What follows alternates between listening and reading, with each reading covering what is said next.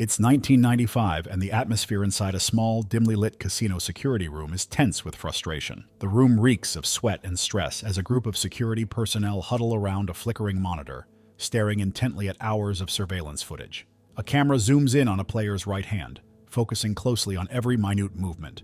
But despite the repeated rewinding and slow-motion playback, they see nothing out of the ordinary. No telltale sleight of hand, no obvious signs of deception. Yet the casino has lost over $500,000 to cheats this month alone. It's as if the money has disappeared into thin air, leaving them baffled. Meanwhile, downstairs on the bustling casino floor, a man walks away from the tables with a casual, confident stride. His name is Richard Marcus, and he has just pocketed $25,000 in less than an hour. The pit bosses recognize his face. He's been here before, winning large amounts, and it raises suspicion.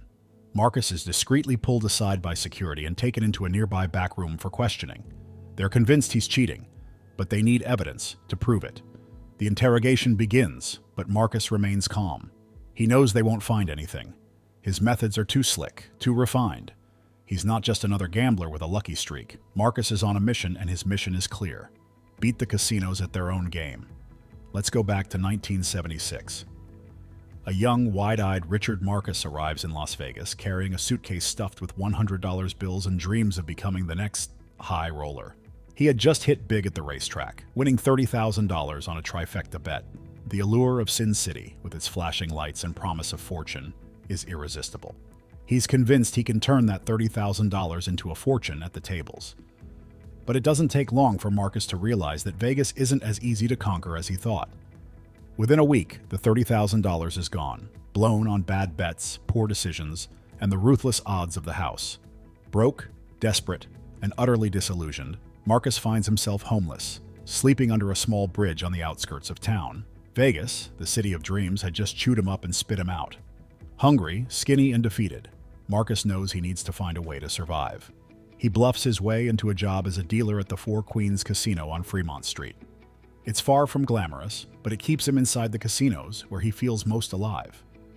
As he deals cards night after night, Marcus's mind never stops racing, always thinking about how he could turn the odds in his favor. He begins to study the games, not just as a dealer, but as someone determined to figure out how to beat the house. One evening, as his shift ends, a sharply dressed man approaches him. This man is known as Mr. C, a mysterious figure with a reputation for making money in ways that were less than legal. Marcus, at his lowest point and with nothing to lose, listens to Mr. C's proposition. The offer is compelling, and Marcus decides to trust the man, sensing that this could be his ticket out of rock bottom. A few nights later, Marcus is dealing cards at a table where one of Mr. C's partners is playing. Under Mr. C's careful instruction, Marcus overlooks a subtle move made by the player at the table, a slight movement of the right hand that results in a successful scam. They manage to swindle the casino out of $21,000 that night, and Marcus gets a cut of the winnings. It's more money than he's seen in a long time, and it lights a fire in him. Curious about how the scam worked, Marcus digs deeper, learning about the technique behind the deception. This was his first introduction to late betting, one of the simplest but most effective ways to cheat a casino. The premise was brilliant in its simplicity. You place a bet after the outcome is already known. Late betting requires coordination, precision, and a small team of accomplices. Typically, 3 people are involved: a spotter, player 1, and player 2. The spotter's job is to watch the casino floor from a distance, assessing the situation and waiting for the perfect moment to strike. When the time is right, usually when the dealer or croupier is distracted and the security cameras aren't paying close attention, the spotter gives a subtle nod to signal the beginning of the move. Player 1 is the key to the operation. Acting like a drunk or inexperienced gambler, player 1 places a low-stakes bet, making sure to fly under the radar. If the bet loses, they simply walk away. But if it wins, player 1 springs into action.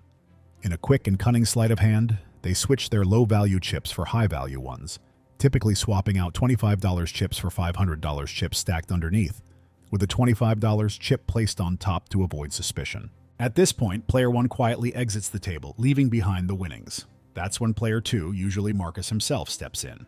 Disguised as a fresh player, Marcus takes over the spot and claims that the payout was incorrect. Faced with a new player at the table and a hefty stack of high-value chips, the dealer is often confused and overwhelmed. They fix the mistake and pay out the difference without realizing they've just been scammed. Marcus's first attempt at late betting was nerve-wracking. He watched from a distance as the spotter gave the signal, and then player one executed the switch flawlessly. When it was Marcus's turn to step in, he was ready, but his inexperience showed. As he clutched the dealer's wrist and complained about the payout, he came across too aggressive, drawing unnecessary attention. Though the scam worked, and they walked away with the money, Marcus learned a valuable lesson that day. Subtlety was everything. Drawing too much attention could get you remembered. And in Las Vegas, being remembered as a cheat could be a deadly mistake. He knew he needed to refine his approach if he wanted to survive in the dangerous world of casino scams. By the early 1980s, Marcus had become a master of his craft. He was pulling off late betting scams with alarming consistency, and his take-home earnings were growing exponentially. But with success came arrogance, and Marcus began to believe he was untouchable. In one fateful encounter, Marcus was pulled aside by casino security after a particularly successful run. They suspected he was cheating, but didn't have the evidence to prove it. Instead of panicking, Marcus remained calm, even when confronted by agents from Griffin Investigations, the most prominent and feared private security firm in Las Vegas. Known for catching even the slickest of cheaters, Griffin's team grilled Marcus for hours, trying to break him. But Marcus had prepared for this moment. He gave them nothing, no tells, no signs of guilt. And after an hour of intense intimidation, they were forced to let him go. This close call was a turning point for Marcus. He realized that his days in Vegas might be numbered. The city's casinos were tightening security, and staying in one place too long could be dangerous. So Marcus did what any smart gambler would do. He adapted. To avoid the heat in Las Vegas, Marcus and his team began to expand their operations internationally.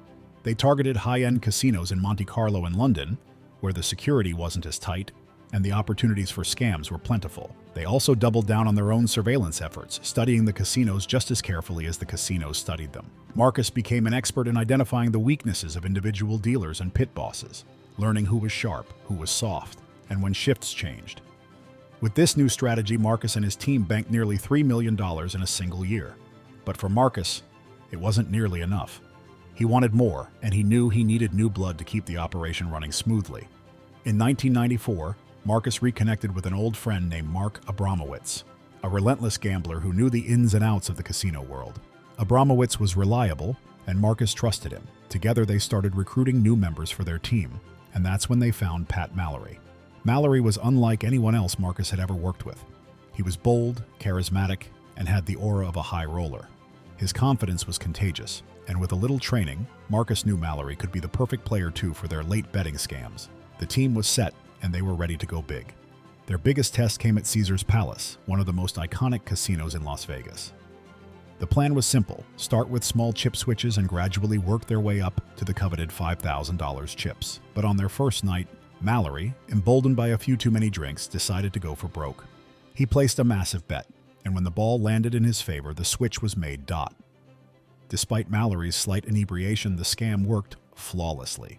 No one noticed the switch, and the team walked away with $100,000 in a single night. The thrill of victory was intoxicating, but the team knew they had pushed their luck.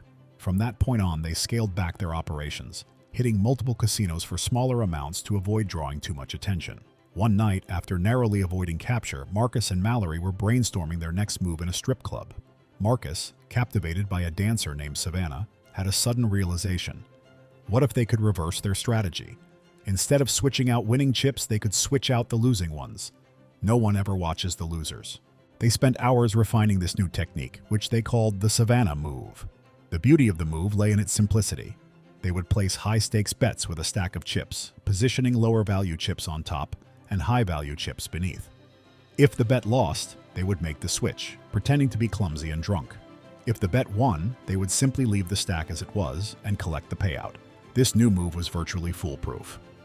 Croupiers were less suspicious of players touching losing chips, and casino surveillance teams rarely reviewed footage of losing bets. Over the next few months, Marcus and his team perfected the Savannah move, pulling off chip switches with $5,000 chips, like it was second nature. For 5 years, Marcus and his team scammed casinos around the globe using the Savannah move, banking a staggering $30 million. The casinos were left scratching their heads, unable to figure out how the team was cheating.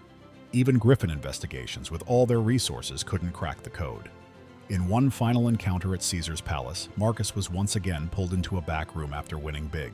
The casino reviewed hours of surveillance footage, but they found nothing. No cheating, no suspicious moves, just pure, unexplainable luck. Frustrated and powerless, they were forced to let Marcus go. As he walked out of the casino, Marcus couldn't help but smile.